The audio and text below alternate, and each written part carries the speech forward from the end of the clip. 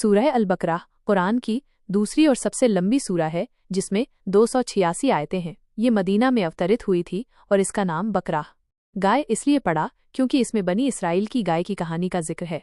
इस सूरा में इस्लाम के कई महत्वपूर्ण पहलुओं को विस्तार से समझाया गया है, जैसे ईमान के बुनियादी उसूल, अल्लाह पर, उसकी किताबों पर, रसूलों पर, फरिश्तों पर और आखिरत पर ईमान लाना, अल्लाह की निशानियाँ, अल्लाह की कुदरत और उसकी निशानियों पर गौर करने की दावत, अल्लाह के अहकाम, आदेश, नमाज, ज़कात, रोज़ा, हज जैसे इबादतों के नियम और सामाजिक जीवन के लिए दिशा निर्देश, पिछले नबियों के किस्से, हज़रत आदम आसा, हज़रत मूसा आसा, बनी इसराइल और अन्य नबियों के किस्से जिनसे सबक हासिल किया जा सके, मुनाफिकीन का बयान, उन लोगों की पहचान और उनके अंजाम का जिक्र जो ज़ाहिर में ईमान वाले दिखते हैं लेकिन अंदर से कुफ्र करते हैं, रिबा, सूद की मनाही, सूद को हराम करार दिया गया है और इसके नुकसान बताए गए हैं, विरासत के नियम, विरासत के वितरण के लिए नियम दिए गए हैं, कर्ज और वसीयत, कर्ज के लेन देन और वसीयत के महत्व पर रोशनी डाली गई है। अंतिम आयतें आयतुल कुर्सी सहित इसकी अंतिम आयतें, विशेषकर आयतुल कुर्सी, बहुत फजीलत वाली मानी जाती हैं और उनमें अल्लाह की अज़मत और कुदरत का बयान है।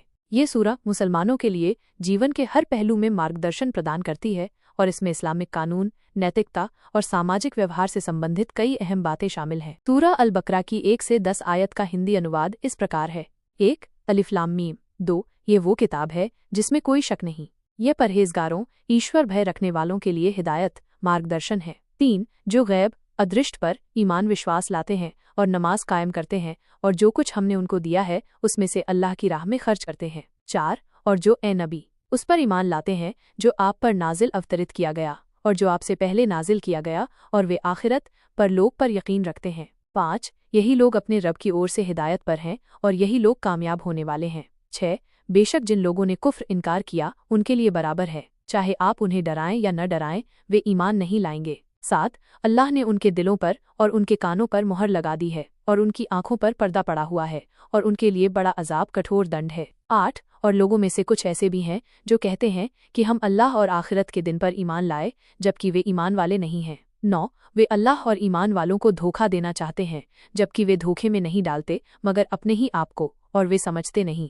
10. उनके दिलों में रोग है तो अल्लाह ने उनके रोग को और बढ़ा दिया और उनके लिए दर्दनाक अजाब है, इस कारण कि वे झूठ बोलते थे।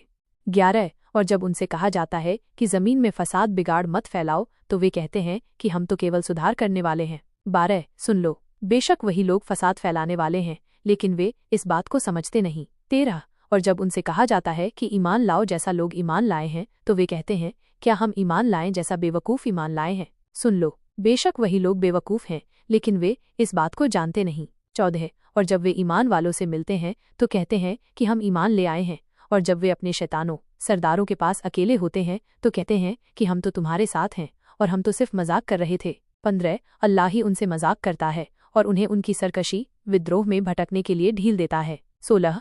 ये वही लोग हैं जिन्होंने हिदायत, मार्गदर्शन के बदले गुमराही खरीद ली है, सो उनका व्यापार लाभदायक नहीं हुआ और वे हिदायत पाने वाले नहीं थे। 17. उनकी मिसाल ऐसी है जैसे किसी ने आग जलाई, जब उसने अपने आसपास को रोशन कर दिया तो अल्लाह ने उनकी रोशनी छीन ली और उन्हें अंधेरों में छोड़ दिया, वे देखते नहीं। 18. वे बहरे हैं, गूंगे हैं, अंधे हैं, सो वे सही रास्ते पर नहीं लौटेंगे। 19. या जैसे आसमान से तेज बारिश हो जिसमें अंधेरे हों, गरज हो और बिजली हो तो वे बिजली की कड़क से, मौत के डर से अपनी उंगलियां कानों में ठूंस लेते हैं और अल्लाह काफिरों को घेरे हुए है।